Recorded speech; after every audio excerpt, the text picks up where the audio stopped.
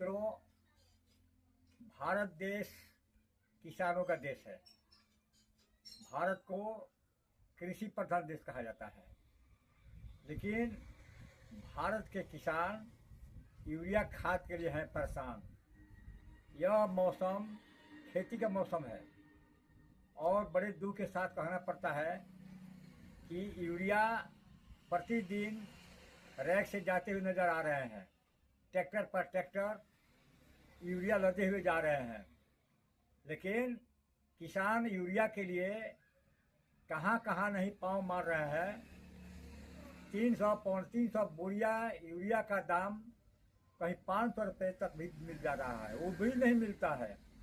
तो मैं शंभू आलोक नया विचार 555 के द्वारा फेसबुक के माध्यम से सक्षम अधिकारियों से अनुरोध करता हूं कि वे इस कठिन समस्या को थोड़ा ध्यान से देखें। यूरिया के लिए हाहाकार मचा है। मैं स्वयं यूरिया का बोरी के लिए कई जगह तलाश लिया, लेकिन एक बोरा भी यूरिया नहीं मिल रहा है। किसी के पास अगर है तो वो कहता है कि मेरे यहाँ से जो लोग पहले खाद खरीदें उन्हीं को दूंगा। यह संदेश मैं देश भर के लोगों को देना चाहता हूं कि बिहार का यह स्थिति है कि यहाँ यूरिया खाद नहीं मिल रहे हैं। मैं अधिकारियों से अनुरोध करता हूं कि वे खाद के दुकानों पर छापा मारें और देखें कि यूरिया अगर है तो ऐसे दुकानदार को जेल के अंदर बंद करें, वैसे अधिकारी को जेल में बंद करें जो उनको इस तरह का सलाह देता है या इनमें सहयोग करता है। इसलिए आज मैं पुनः दोहरा कर कहना चाहता हूं कि किसानों के साथ जो रवैया अपनाया जा रहा है वह अच्छी बात नहीं है।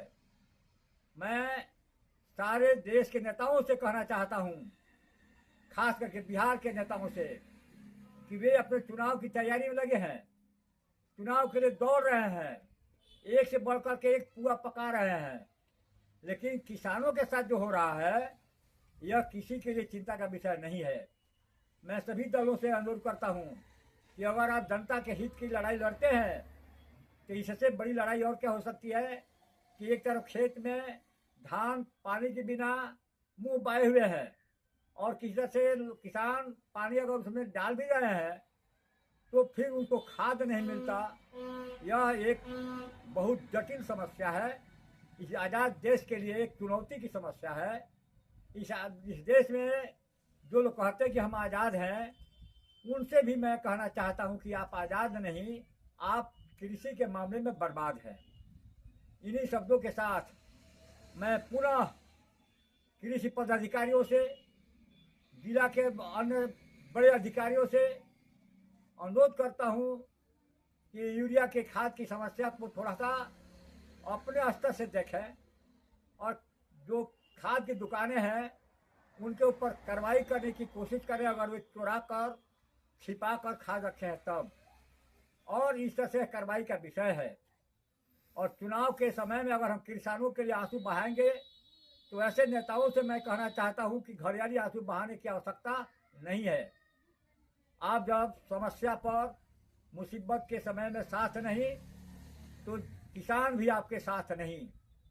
दो शब्दों में और कहना चाहता हूं कि किसान जो दिन भर खेतों में धूप में जलता है, वर्षा में भीगता है, शीतलहरी में ठिठुरता है और दूसरे को अनाज देता है तैयार करके खेतों से, उसकी यह दुर्दशा। वह खाद के लिए या अन्य आवश्यक सामग्री के लिए, उचित मुआवजा के लिए दौड़ता फिरे, अपना समय जो जरूरी चीज़ है वहाँ नहीं लगाकर अन्य जगह लगाते फिरे, तो यह दुखद बात है। और इन्हीं शब्दों के साथ मैं कहना चाहता हूँ कि किसानों की समस्या को देखा जाए, अन्यथा किसान कभी भी आंदोलन पर उतर सकते हैं अगर यही स्थिति बनी रही तो। इसलिए जय किसान, जय जवान।